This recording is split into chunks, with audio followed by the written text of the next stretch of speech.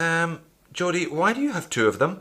Well, it's slightly ironic. I bought the one on the right, the white dial stainless steel version, myself on AliExpress. I think I paid about $50 a couple of months ago. Hadn't quite got around to reviewing it though when Starking got in touch with me, offering me one for review. I obviously didn't tell them I'd bought one, so they sent me the black dial leather strap version. Allows me to show both of them to you today. Regardless of which one you choose, you get this fairly pleasant little package actually, kind of bamboo, Chinese style with the Starking logo there, and a tiny polishing cloth. Again, pretty remarkable for 40 US. So let's test the crystal first then. Seiko SKX, definitely Hardlex, or a 65, definitely Sapphire. Starking in the middle to be determined. Let's start with the Oris. I'm getting a nice positive read, 2 orange bars there on my state-of-the-art diamond selector. Over to the Seiko, and we're just about getting 1 green bar. Into the Starking in the middle, and there we are, a nice positive read. Again, 1 or 2 flickering orange bars. Good enough for me, definitely Sapphire then. So Sapphire crystal then, and a lovely set of dimensions. 40mm in diameter. We have got a thickness of just over 11mm thick, 48mm lug tip to lug tip, 20mm lug width, tapering down to 18 at the butterfly clasp. This one, the stainless steel strapped version, weighs in at just about 125 grams. The leather strap version, a lot lighter obviously. That one comes in at about 65 grams.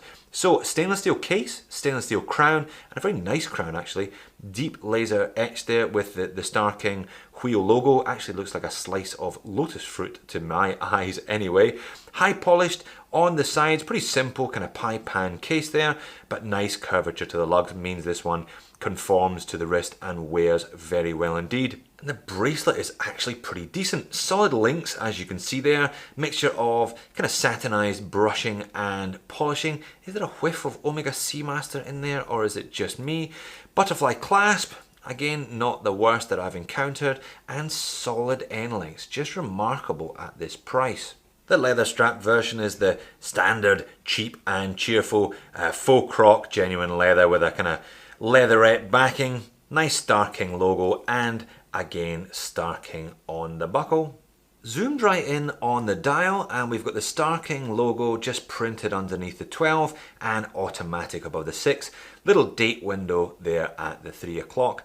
Minute track also printed all the way around the outside, but those indices are actually applied, and as you can see there's some texture to them. Arrowhead style, beveled in the middle so they catch the light quite nicely, as do those Dauphine hands. No loom on those ones, which is just as well. And as you can see, 8 ticks per second, a very smooth sweep of the second hand due to the fact that this has a high beat automatic 4K movement. And there is the movement through the see-through caseback. Now, screw down stainless steel caseback with the glass there obviously showing off the movement, giving this one 50 meters of water resistant. I always say anything more than 30 is a bonus on this style of watch, and there's even a little bit of decoration, a little bit of perlage on the rotor, a couple of blue screws including that center screw with the Starking logo. Now, not a lot of information available about this movement. There is some Chinglish on the AliExpress listing which suggests that it is an old school Swiss movement that the Chinese have been making for a while. Perhaps that is the case. Regardless though, it hacks, it hand winds, 28,800 vibrations per hour, and remarkably accurate considering the price. This one's spinning away in the boxy winders for a couple of weeks, coming in within 3 seconds a day. Just remarkable. Certainly beating a number of Solitas and ETAs that I've had in those winders over the years as well. And there is the stainless steel version white dial one on my 7-inch wrist. Plenty of shiny surfaces, including that bezel there to catch the light.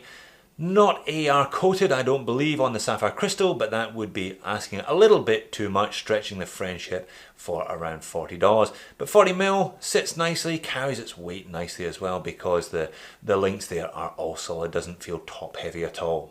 And there's the black dial leather strap one by way of comparison. Strap is a bit stiff because it's pretty much fresh out the box today. They also do the black dial with the stainless steel bracelet, and they do the white dial with a brown leather strap, so you've got a choice of 4 different looks altogether.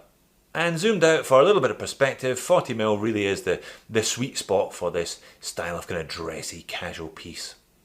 And there it is, out and about in the Sydney sunshine. As discussed, plenty of different textural notes, the polished surfaces and the satinised finishing of the bracelet particularly, and lots going on the dial given those applied indices and the beveled edges of those arrowheads and so on, Dauphine hands. But pretty decent looking watch overall. Certainly doesn't look like it cost 40 bucks, does it?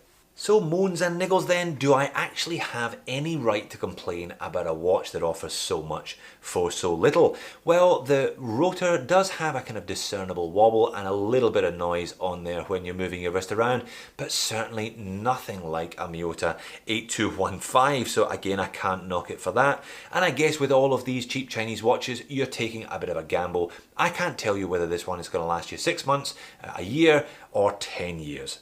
But overall, it is a remarkably decent specimen. It's attractive to look at. They haven't buggered up the dial by putting logos or gaudy diamonds anywhere. It feels nice on wrist and the specs are sensational. It's just incredible how much watch you can buy from China for a remarkably little amount of cash.